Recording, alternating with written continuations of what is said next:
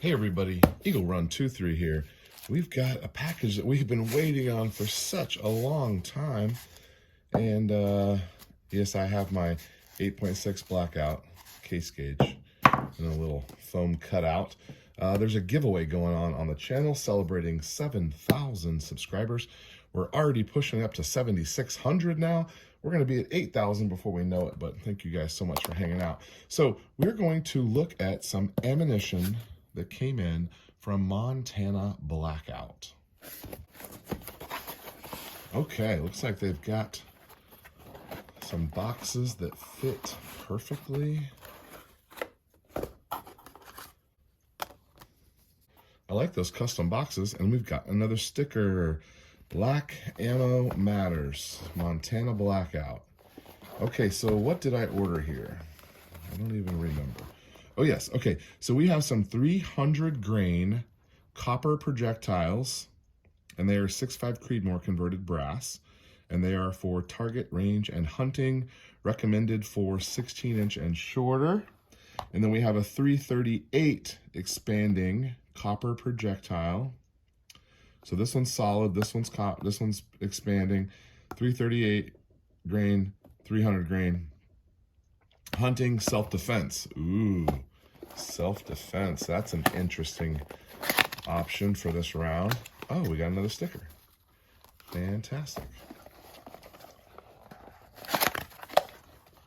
Nice. I like it. Look at these. These boxes are really cool. They've got this foam all the way down.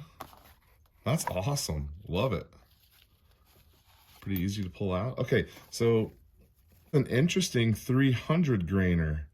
I wonder who's making this projectile for them. So Joe Mathis is the guy who owns this company. He's agreed to come on the live stream here at some point and help us out with some 8.6 Blackout questions. So I think that's going to be kind of cool. There we go. We've got Hornady converted brass. Interesting. Okay, so 1, 2, 3, 4, 5. So there's 25 rounds here, but this one is only 20 rounds. I wonder what the price difference on that is. This one is the solid tip. 25 rounds are $62. Woo! Okay, and then this one is the 338, and it's like an open tip. It looks a lot like the Gorilla one. I mean, they're real similar in profile. One of them is open and one of them is solid. And you can see it's got that cut, that striation. Can you guys see that? There it is. It's got those cuts in them. Oh, that one goes here. Okay, and then, so this one is 20 rounds. So that bullet must be way more expensive. 20 rounds, and it's $57. So $57 for 20 rounds, $62 for 25 rounds. Okay, interesting. This is Fire Hole is the company, Fire Hole, and it's Montana Blackout is their ammo line, and then this is the 8.6 Blackout. So let's, while we got these here, and while we got a case gauge, let's see what happens. I'm hearing that there are some of these that are not case gauging, and look at that. That one does not go all the way down.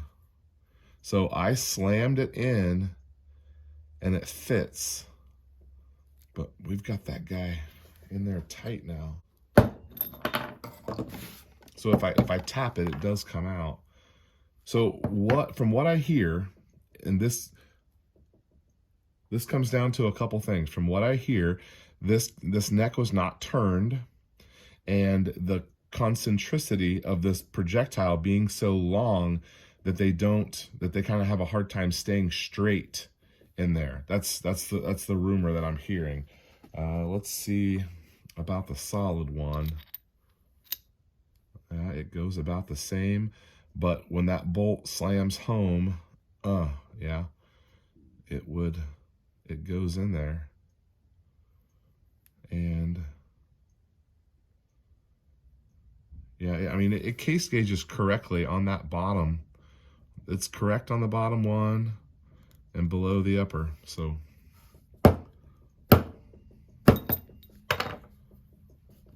Okay, so we have our Faxon Firearms 8-inch barrel here. Do a little plunksy. So it plunks just fine in the barrel. Let's check the solid. Yeah, so they're plunking in the chamber just fine. So that is great. Solid tip goes there. So my plan with this ammo is to maybe grab 5 out of each one, do an accuracy and velocity test out of our 16-inch barrel, and see what we think about accuracy, velocity, those sorts of things. And then the rest of the ammo I'm going to give to Carl. Carl is the one whose gun that I loaded some bad ammo in. And so this is factory ammo. I have no problem giving away factory ammo to him.